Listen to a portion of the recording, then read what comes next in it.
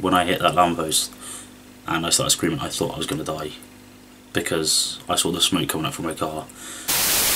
Hey, what's going on guys, it's Dale here, and first of all I want to say I'm so sorry that I haven't made videos for months.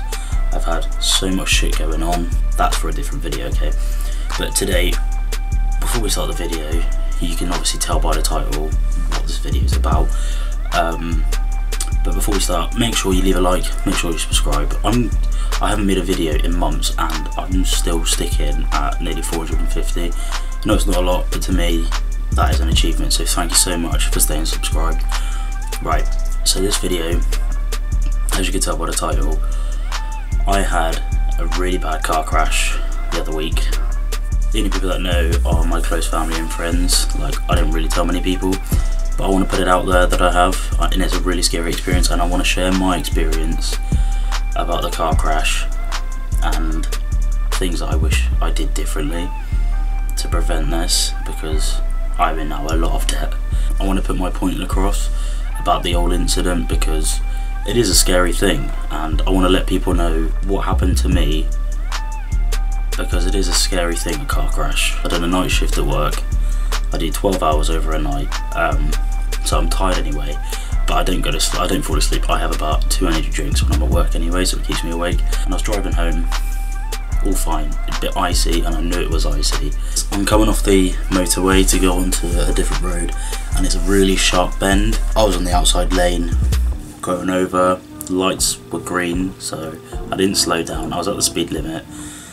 And as I start to turn around the corner, I hit an ice patch, and my car just loses control completely. And at this point, in my head, I'm just thinking, oh my fuck, like, oh my god, what is going on?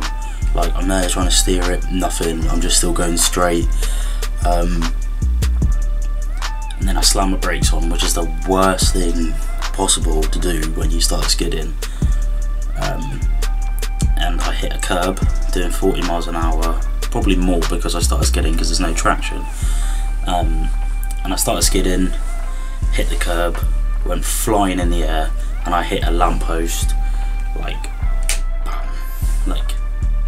I was in the air. Like, there's the fat bit of a lamppost and it goes thin, and I hit the thin bit. That's how high in the air I was. And by the picture I'm going to show you now, you can see how fucked up my car was. Like, literally completely written off. I don't remember anything apart from hitting the curb and going in the air. After that, I don't remember anything. The next thing I remember is landing on the other side of the road. The pavement's probably about 4 feet wide, and I was on the other side of the road. That's how bad it was. Lamppost is dented to fuck. My car is fucked up, as you can probably see by the picture. And then with that, I'm there just fucking screaming in agony because obviously I've just hit a fucking lamppost. Airbags hit me in the head and everything. And I undo my seatbelt and get straight out of the car because I could see smoke. So I was like, oh my god, like, I thought my car was going to set on fire and I thought I was going to die. Basically, when I hit that lamppost and I started screaming, I thought I was going to die because I saw the smoke coming up from my car. For all I know, the car could have just set on fire and bam, I would have been dead. So I undo my seatbelt, get out the car, but I did really bad damage to my hip from where the seatbelt was, and I've done really bad damage to my hip, and I still have problems with it now, and this was a couple of weeks ago. I got out the car, put weight on my hip, and I fell on the floor because I couldn't put any weight on it, and I was in agony. I got up again and I fell over again because I couldn't put any weight on my hips. So I crawled to the middle of the road. I probably looked like a right retard, and I crawled over, and by this point the car accident probably happened about a minute before, and when you think about it, that's a long time for people to see, and it was rush hour traffic as well. Nobody'd stopped. I had a car crash, I'm crawling, everyone's looking out their windows, someone took a photo, and nobody stopped.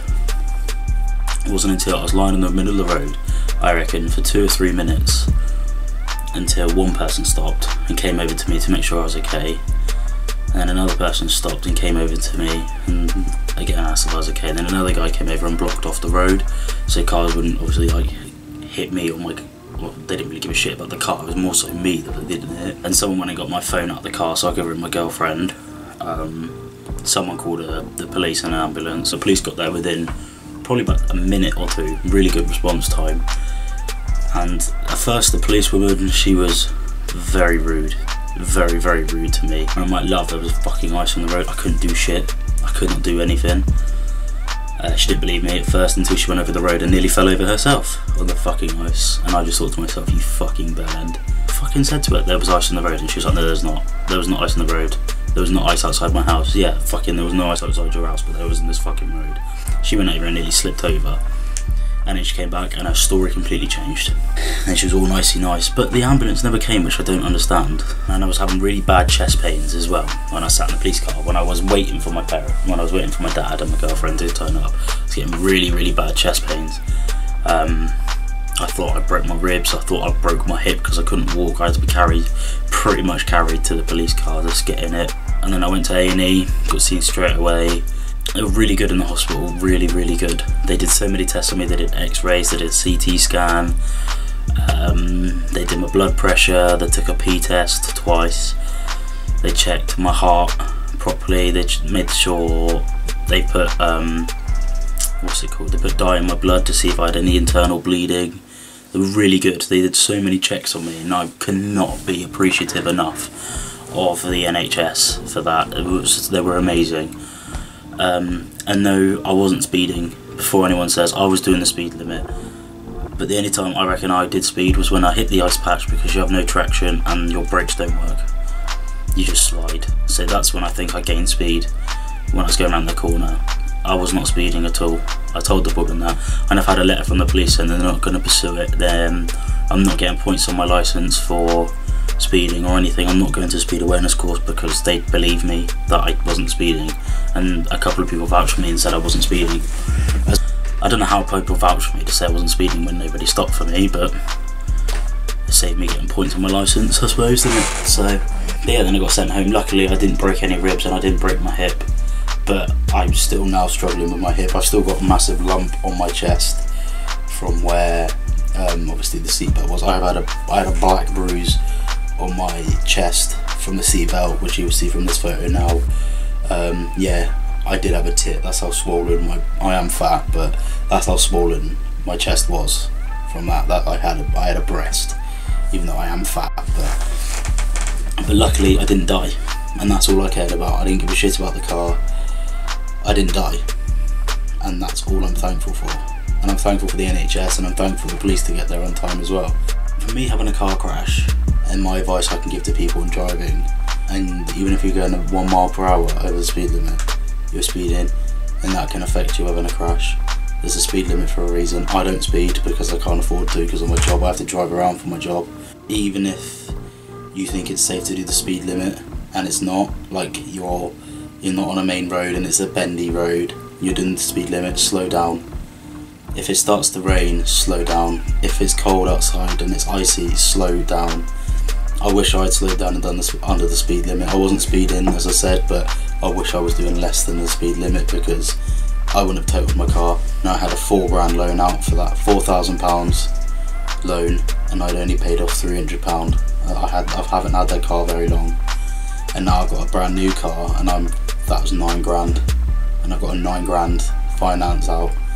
So that means altogether my insurance is paying £2,150 for my previous car, so I've still got like 1,500 on that.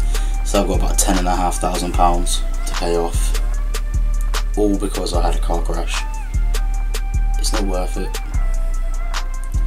So in conclusion to this video, slow down, eat your vegetables, don't be a dick when driving, and just be safe, and always wear a seatbelt. If I wasn't wearing a seatbelt, I would be dead. That's what the policewoman told me. I would be dead. She was like, I'm going to scare you, you would have died if I didn't have my seatbelt on. Because I'd have gone out the window, and I was probably about 5 feet in the air, and I would have gone out the windscreen, and I would have been dead, or severely injured. I was fucked up, my chest was fucked up, my car was fucked, as you saw from the photo. I'll show you again, and I'll show you my bruise again. This is what can happen. I was lucky, I didn't die. So yeah, that's just my experience, guys, of this of a car crash. I wanted to put it out there. Next video, I'll make it a nice one. I'll show you my new car for my next video. It is like 1 in the morning right now, so I can't go outside now, it's dark. That's been it from me, guys. If you did enjoy the video, so make sure you leave a like, guys. Helps me out a lot, and I like it when you like the video. Makes me feel good though. But make sure you subscribe as well. Keep subscribed. I'm going to be a lot more active. I have missed YouTube so much, but I've had so much going on in the past year. That's another video to talk about as well. But I've had so much going on recently. All some good, some bad. This is one of the bad events. Well, kind of good as well because I'm not dead. But yeah, so make sure you leave a like. Make sure you keep subscribed. Make sure you hit the notification button, and make sure you make sure you keep subscribed for more content. So I'm going to be so much more active this year. 2018, I'm going to be so active on this channel. This has been Daryl, and I'll see you all in the next video.